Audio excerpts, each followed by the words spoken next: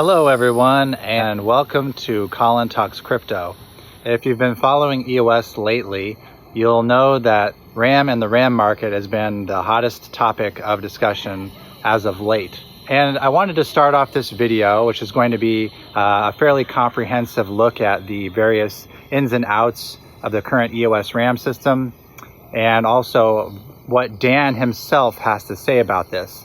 I think it's important that we get I think it's important that we hear from Dan what he has to say about this as well.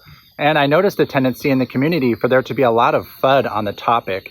And I think that's really largely based on misunderstanding or just not having the information. And so people are worried and they're concerned. And it just so happens that Dan has actually fairly thoroughly covered this, and he's got a good path to follow, in my opinion. I just got done listening to over an hour-long meeting he had with block producers, and he answered all their questions that they could throw at him, and he had very good, very sound answers. And so I want to present that to you, because I don't think that we need to worry as a community. I think that everything is pretty well considered, and there's plans in store to resolve just about all the issues we're talking about here. So with that being said, welcome to Colin Talks Crypto.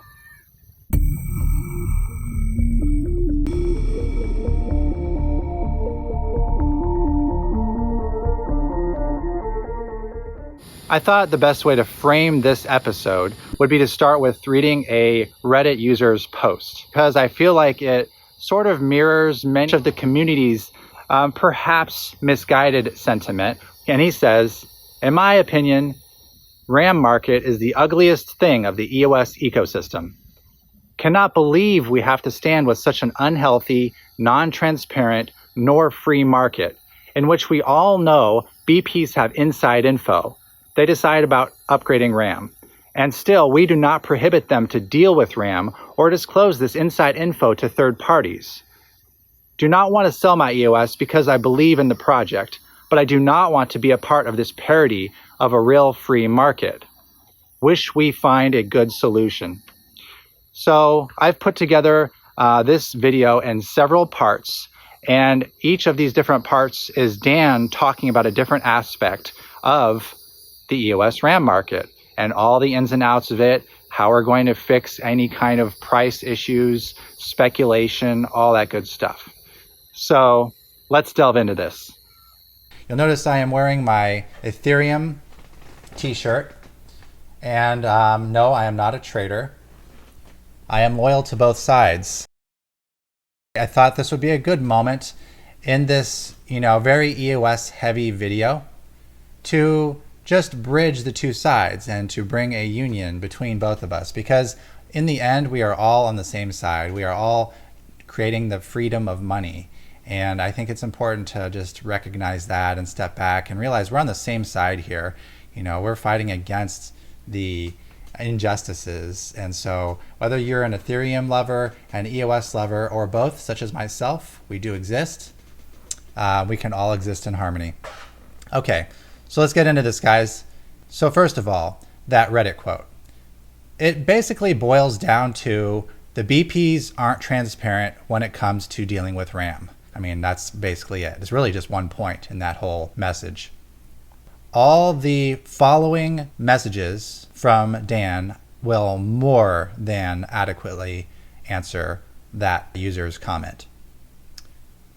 So this first audio clip is Dan talking about how to update the system contract to increase the supply of RAM at a fixed rate. He talks about this extensively, and basically he talks about how this will prevent insider trading, because when you introduce a fixed, predictable supply, then there's nothing left to anyone to manipulate. It's all out there in the open, and he makes an analogy to the Bitcoin inflation on this. And he says that there's no decreasing of RAM allowed, you can only increase it. And it does make sense, because essentially you're going to have dApps using memory, and if dApps are using the memory, you can't remove the memory.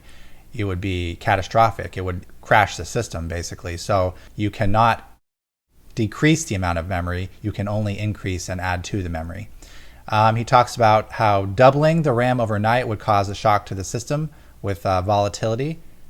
He makes a comparison between ETH and EOS, And he thinks that the reason that ETH's performance hit is because they don't keep everything in RAM. And he says basically it's a trade-off between large amounts of storage and large amounts of performance. And he a couple times touches upon the fact that Ethereum transaction fees are very high right now.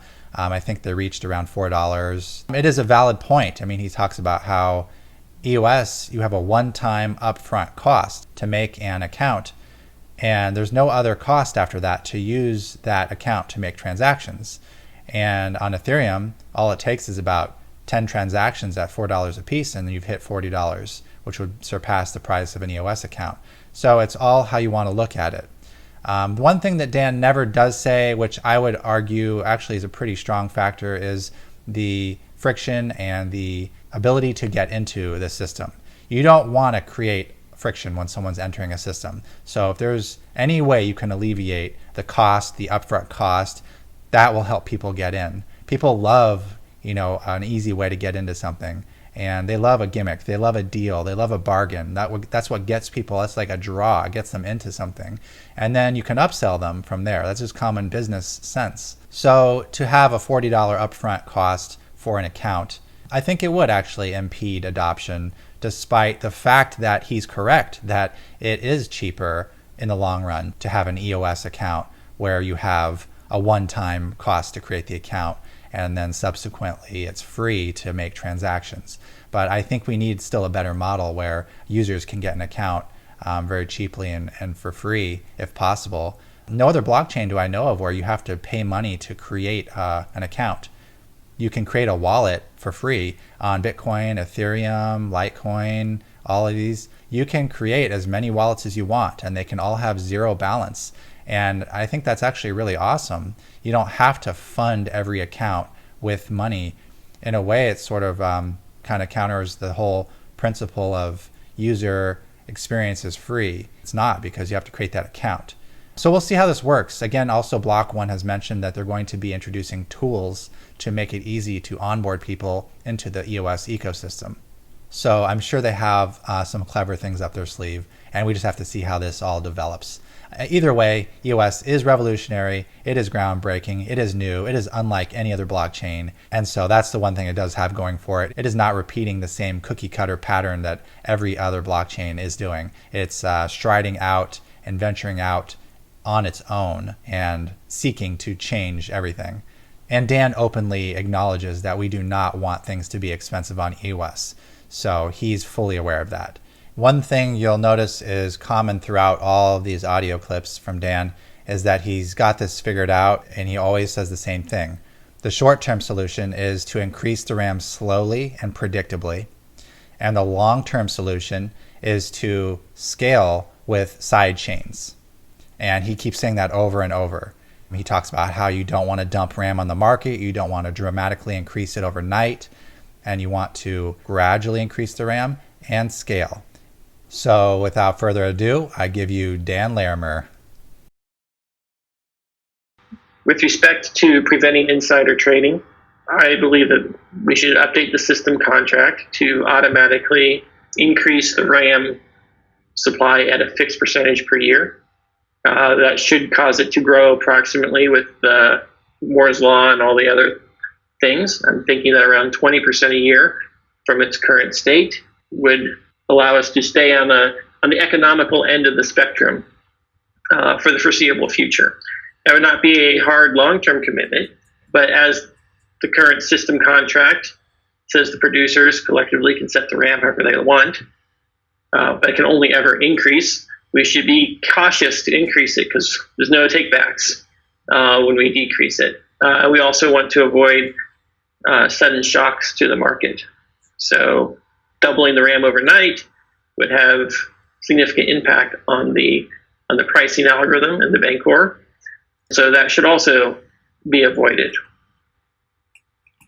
What does that mean? That means that the speculators out there are pricing RAM not based on just what we have today, but they're factoring in future growth as well, because they know that when that new RAM comes on the market, it's going to decrease supply.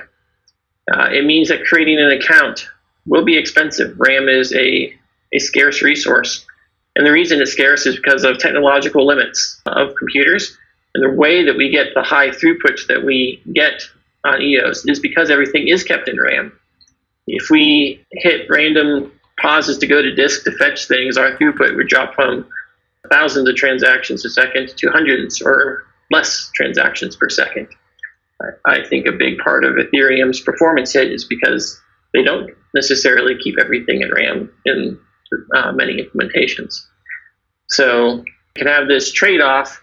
You can't have both large amounts of storage and large amounts of performance. They kind of fight each other at some point, and so we have to decide where we want to be on that curve. But the good news is, even if an account costs $40, if you do 10 transactions, we're still cheaper than Ethereum. We don't want things to be expensive. We want to lower the cost for developers. And so a part of scaling is to actually increase the resources available, but to do so in a way that is intelligent for long-term growth. So side chains will be the primary way for increasing. Each new side chain that's operated by a same group of producers can use the EOS token, and all the EOS accounts can be migrated over to the side chain as well. So you have one account across all side chains, and each side chain will have its own RAM market for RAM on that chain. Once we get there, then we can really start to scale horizontally with the RAM and not being put up against the hardware limits of the system.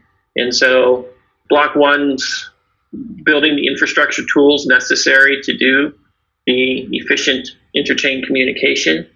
It won't require any hard forks of EOS in order to implement that feature, which means that the RAM supply will grow dramatically in the next 2 years as more and more side chains pop up, as people will realize the benefits of operating dApps that don't need tight integration with everything else on their own side chain rather than on the main chain.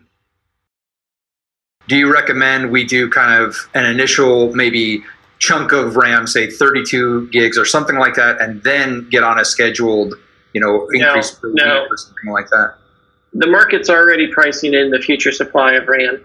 The only thing that increasing in a bulk like that is it's like dumping on the market. You're going to get a lower price than it probably is worth, which is going to be less efficient for the blockchain and everyone else. You want to trickle it on the market, kind of like the EOS token distribution, where we did a little bit every day to maximize the value that the blockchain extracts for the resources it's making available. Also to minimize price shocks. You want time for people to discover what the price should be, and you want to distribute the new RAM at a fair market price, not at a bulk discount, because then all the profits will just go to the speculators who have money available now to buy up all that new supply you dump on the market. And the end result is the price will end up exactly more or less where it is today. So trying to control the price today is short-term thinking. Trying to grow the supply and have a sustainable growth model is long-term thinking. The market will balance it out. Right now, EOS is the cheapest platform, even if it's $100 per account, for anyone who wants to do lots of transactions, because it's $4 a transaction on ETH, I saw when I looked it up earlier today. So the 25 transaction pays for a $100 account, and then you have basically unlimited transactions. Most of the applications, whether you're an exchange or a token or whatnot, don't actually need that much RAM on a per user basis. So I think it's good to encourage developers to be conservative with their RAM at this stage. High prices do that. Trying to artificially lower RAM prices causes developers to build dApps today that won't be sustainable in the long term. Because if I build a dApp that's expecting RAM to be one price, and that's fine if I'm the only dApp on the network, but as soon as the real usage grows, the price is going to get back up to where it is now. That's what the speculators are predicting, right? And then the dApp that, even without any speculators on the market, those dApps won't be viable in the long run. And so what the speculators are doing is they're informing us about future demand for this resource. And dApps need to adapt to that reality until we can create software solutions, side chains, and other techniques to scale RAM. I think going to a growing RAM at 20% per year based upon expectation of Moore's Law and everything else to keep it in a relatively safe zone. The ability to slow that rate in the future if technology doesn't keep up, but with the intent of increasing supply via side chains. We're looking at options for storing some data on disk and paying with the extra CPU time, which will lower the throughput in terms of transactions per second. We're considering those things, but I think the sidechain approach is probably the right approach, because that allows us to scale both RAM and throughput instead of just trading one for the other. Well, it really depends upon transaction throughput. If you've got a fast SSD drive or some of the new Intel NVM or whatever storage, you might be able to just page it to disk and keep on chugging, and the end result will be that when you produce, if you have a cache miss, you're going to bill people more CPU time for the same transaction compared to another producer, which means you'll probably get voted out because you're costing people some of their throughput whenever your transactions are on there. So I would strongly recommend that all producers be prepared for someone to call their bluff on whether or not they actually have that RAM. Dumping another 32 gigs in there just going to get absorbed by current speculators because they've already, I put on my speculator hat. I know where the technology is. If I just buy RAM, assuming there's 2 terabytes out there, total supply, and that's my basis for buying RAM, then it doesn't matter how much we dump on the market. It's a fair price because we can't dump more than they're planning on. It's like, all right, so there's this big pool of funds that the producers can release at some schedule. I'm prepared for it. That's what I would be doing as a speculator. The only thing that we can do to bring down the cost of RAM is to increase the supply to infinity, or as close to infinity as possible, by adding side chains, making it so that as soon as it's profitable to launch a new side chain, and I think that this is what the RAM prices will do, launch a new side chain, you're basically have a whole new pool of RAM you get to sell off, and that's going to be very, very profitable to the blockchain and the producers. So as RAM prices increase, new chains get launched until it's not profitable to launch new chains anymore. And that's how things will scale. And so the market will balance the supply demand, which will lower the cost. But then it's going to be, each chain is going to be like a different city. It's going to be like real estate. Well, it's valued by your proximity to the other contracts that are on the same chain. But for a lot of things, do I care if that's on the same exact chain as whatever the Bancor stuff's doing, or whatever the CryptoKitties or the Wizards thing? Do they need to be on the same chain? Likely not, if I can easily move tokens from chain to chain, and I've got an economy between it. So the only things that will need to be on one chain, and the high value apps, they'll cause that chain's resources to grow because people who want to be close to it. But most apps will probably find, well, I'm going to go where the land's cheap out in the country instead of in the city. That's going to be the difference in RAM prices on different networks. The block producers are being paid by the EOS token holders with the inflation. And so if they're using the same EOS token, the same EOS account, then it's really the EOS token holders that are benefiting, and the EOS token price goes up, which means producer pay goes up, and everyone benefits when you do that, versus producers going and creating their own chain. You maximize the network effect when you have the same 21 producing with the same accounts with efficient cross-chain trading between all the chains. That will make, there's huge market incentives to get the side chains and scalability going, created by the RAM price. I don't think we need a constitutional amendment to update the system contract, because producers collectively can set it anytime they want. We'd just be automating it for them so that it grows at a fixed percentage per year. That should be sustainable long-term. That removes the need for you guys to make decisions on a day-to-day basis that could impact the price, and then eliminates all worries about perceptions of insider trading or anything else that goes on. So makes nice, predictable. It's kind of like the Bitcoin halving.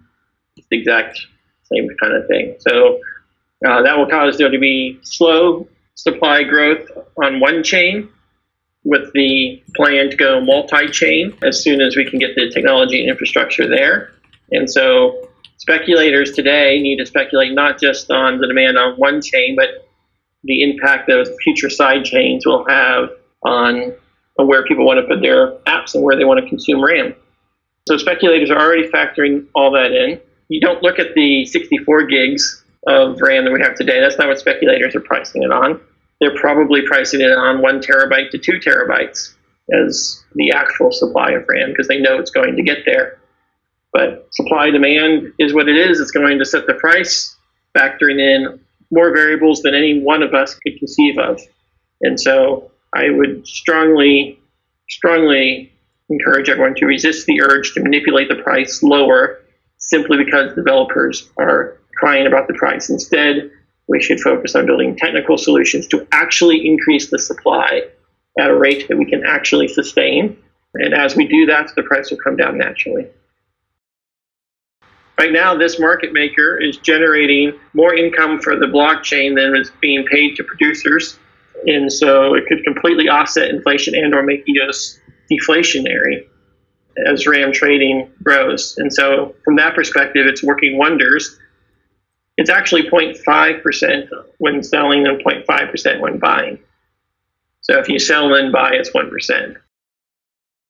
Yeah, just one final question. What is the timeline on the system contract? How quickly can we get that?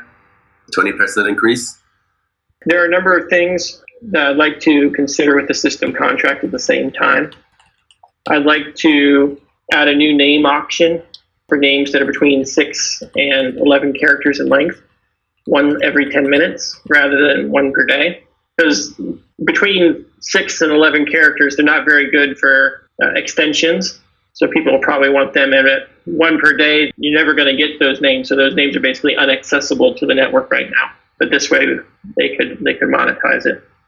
But we want to do a few of these things. Now that particular change would require a referendum. So I'd like to roll in several of these types of updates as part of the next referendum so that they can all be approved at once by the community. Feature changes are supposed to require referendums. We're not just supposed to meet here in a call, make a decision, and then it is so. So I'd like you guys to be very aware of that.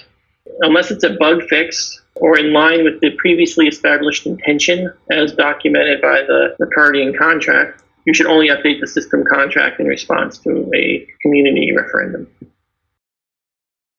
I would like to take a moment to talk about the proposed constitution. I'm guessing that's another hot topic with you guys. The goal of blockchains is to reach global consensus, which means that they need to be almost as objective as possible and to avoid a lot of governance level decisions being in the hands of a small group of people. The more decisions that are in the hands of a small group of people, the more problems there are, the more likely that it's be viewed as a security versus a community effort. So we want to really minimize the types of decisions that the block producers are making to be very objective as possible. And in fact, that's why basically we had the DAO type hacks where the code didn't function as it was intended and people lose a lot of money. In reality, the way that these things should happen is the app should have its own governance process for how it updates itself, and the block producers will never have to get involved. The only time block producers should really be involved is if the code, the nature of the bug, locks the person out of their account. And we know who their rightful owner is. And it's just a matter of patching the code to allow them back into their account. Or if it's a community system contract, EOSIO token, multi-sig, EOSIO contracts, those contracts you guys can freeze and update because you are in charge. And if other people would like you guys to have power over recovering or updating their code, they can put you as the owner or as one of the owners on the account. But of course, app developers should probably check with the producers in the community first, so they just don't put work on your shoulder to maintain things that you don't want to. But the goal is to minimize the amount of work and the nature of the decisions you all have to make. It's really, really nice that we could we have a small number of cases right now where it's relatively objective who the rightful owners of various tokens are. But at the end of the day, we need to have some kind of standard. And the purpose of writing smart contracts is to formalize our processes. So if we wanted to implement a dispute resolution and arbitration and all those, the process for that should be encoded in the smart contract. The consequences, the decision makers should be encoded in the smart contract. What I did not want is to have it implicitly be that the block producers own everything and can do anything in order to satisfy any arbitration order. That was way too much power, entirely too subjective, impossible to tell. And then, the liability issues it creates for everyone involved are quite large. So under the proposed constitution, your role would be to freeze and update the system contract when we identify bugs. You've been doing a good job of that so far. And when there's a DAO type situation and an app developer screws up their own internal governance, then you can step in, but only to the extent of replacing the code with one or more different fixes and to evaluate which fix most conforms to the intent of the original code, potentially causing that code to operate, to restore and fix state according to what it should have been initially, not just change the code so it works that way forward, but basically approving the patch, not writing the patch, not determining what the patch should be. That should be coming from the community. It's just, we're going to deploy it. We're going to freeze it until they can figure out how to deploy it. But generally speaking, good apps should not be requesting that. And I think you guys have the right to demand compensation for the time it takes for you to evaluate and exercise your power to update those contracts and to set the fees. So if you wanted to have some kind of policy for how much it charges to have you review, to freeze an account, and then to update the code on the account, you should have some kind of like hourly rate or per instance case that discourages people from relying on you, because it should be expensive to exercise the Supreme Court of smart contract behavior, which is effectively what you guys are. It's a Supreme Court of 21 parties whose job it is to execute contracts according to the intent of the parties as expressed in code and recording contract for when code is insufficient. I think the sentiment I've seen is there's a lot of support for the new constitution. I would like to see ECAF implemented as an app that people can opt into. So your guys' chain, you figure out whether this is an interim constitution that we have right now. If you have a referendum and people vote on it and it gets the votes and it sustains the votes, then it should be ratified. There's no code changes required for a constitution change. So you don't have like the multiple windows of implementation and so on. But as soon as you have 30 days with 15% of staked vote approving a particular, and at least a 10% spread between yeses and nos, then according to the current constitution, the new one should be in effect. You don't need to wait 120 days. You just need to wait for 30 consecutive days. That's my understanding of the current constitution. So Dan, can you clarify, do you think it's a good idea that we release all the accounts that were blacklisted right now? Until a referendum passes, the current constitution is in effect. So precisely, we'd keep the frozen accounts because ECAF requested it? It's your job to determine whether or not ECAF's request was valid and you want to freeze the accounts. You don't know if the new constitution will pass referendum. So I'm not going to tell you what to do in this situation. But I think it was always my intention that the producers collectively, as they're the ones that are elected directly and have trust of the token holders, should exercise their own discretion when it comes to these things. All right, guys. Well, thank you very much for joining me on this journey of clearing up the RAM issues. I hope that this has been helpful. I hope that we have alleviated some of the FUD in the community. And if you see others that don't understand how this works, it's completely understand because it's a very complicated subject. But feel free to share this and educate them, because that's how we're going to stop being so fearful, is if we understand the system at play. So thank you for joining me. Hope you're having a great evening. This is my backyard actually here, guys, if you're wondering what we're looking at here. And I get to look at this every night. It's a very, very beautiful landscape. Hope you're having a great night. Take care, guys. Talk to you later. Bye.